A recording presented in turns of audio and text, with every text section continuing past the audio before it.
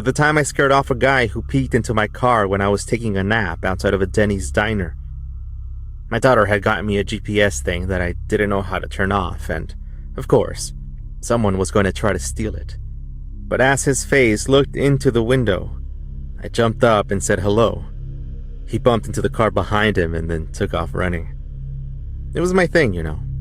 Justice, I guess you could call it. People should get what they deserve. I even started defrosting the cheesecake to eat it later that night. Good moods don't come around often at this age, let me tell you. The news had just started, so it was around 6 p.m.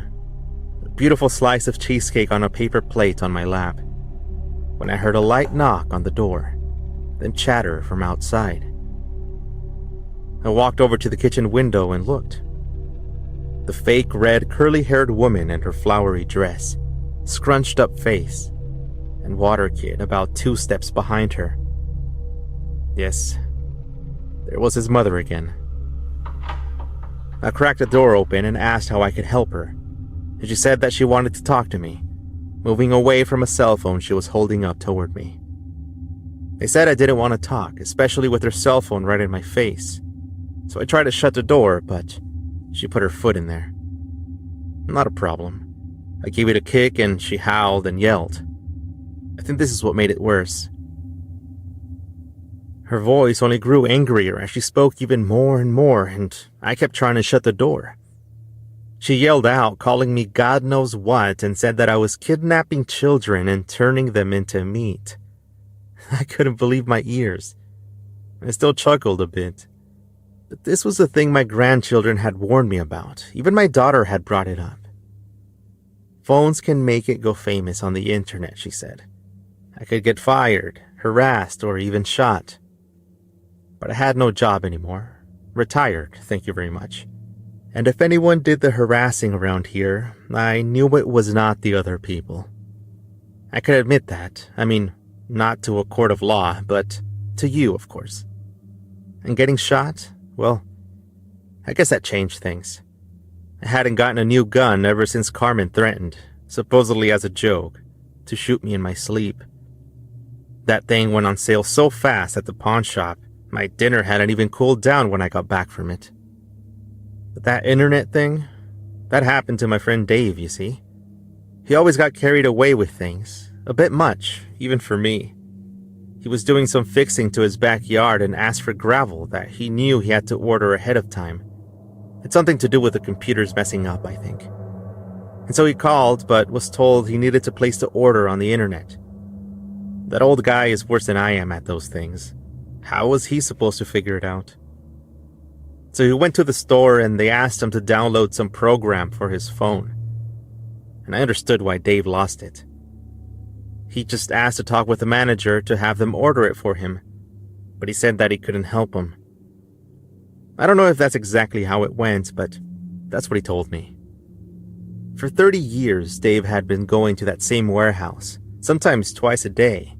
So of course, I imagine he let them have it, and someone happened to record on their phone what happened. And I think that's when it started. They somehow figured out where he lived, and he started getting phone calls, people calling him entitled and that he should be ashamed of himself. He did have a short temper. I never got to see what happened after that, but I didn't give it too much attention. But I think that's what made me think here. Because here I was with an angry woman with a phone on my property, and I needed to think fast before the same thing happened to me. She walked along the porch and to the other front window and tried recording inside my house, all while speaking to somebody, I don't know who, while recording, announcing to them that she was going to file a complaint and everything. The woman went all out. Water Kid was going to have some trouble once he grew up if he always depended on his mom to fix things for him. And then it happened.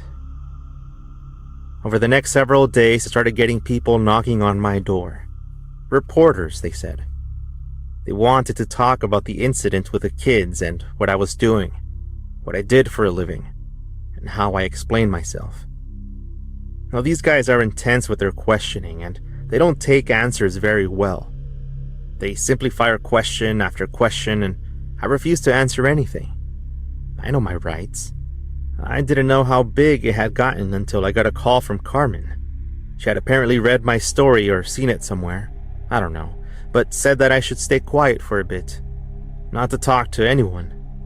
If she was giving me advice for my safety, I was probably in trouble. Then I got a call from one of my daughters who lived a couple of states over by now. She told me she had heard about me on the news and if everything was all right. I explained to her the thing about the room and hearing whispers in the dead of the night. Her things would go missing only to reappear in odd places. I was like, maybe you guys need to cleanse your house as soon as possible.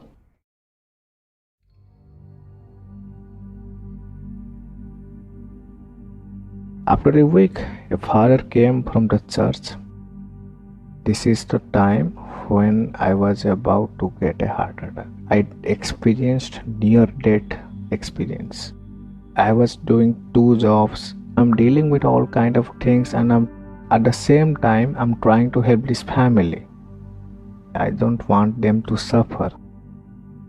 But it is costing me my mental peace. It is costing me my mental health, my body at the same time. So it was pretty bad for me too. A father came from the church and asked them who told them about this figure and eyes. I am the one who told them I saw those eyes. The father came right now. Why don't you come? He's asking about you since you told me about all the figures and stuff. I was like, alright, no problem. I'm going right now. Just wait. They replied that the eyes were completely white. It hit me like a truck in my mind. I never told this guy in my entire 3 months that I have seen the eyes and the eyes color were white. I just told him over the phone, just look at me, don't cut the phone, one of you just come to my house. She came to my apartment with father. He told me, how long have you living here? A year? 5 years? I was like, no sir, I've been living here it's been 2 years. So he told me, do you have anything that's not yours? Like you picked it up from outwhere, like someone gave it to you, a random person. I asked him why? What's wrong?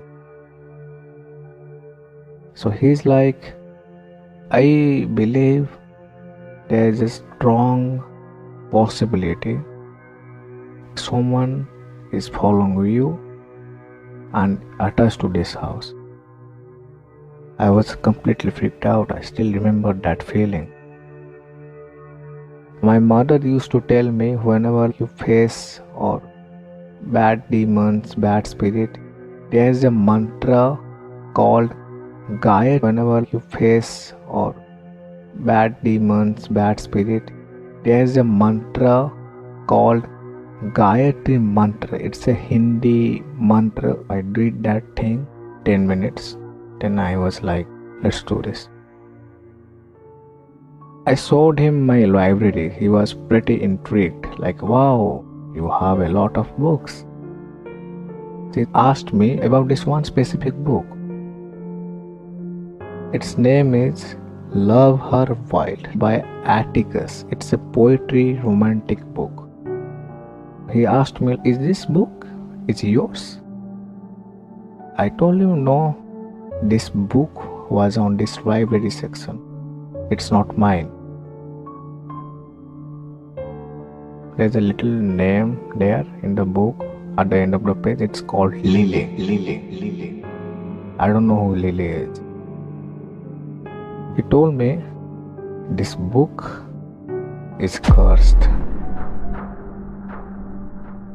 This book is the problem in your life. Did you read this book? I told him, yeah, will happen, something good will happen.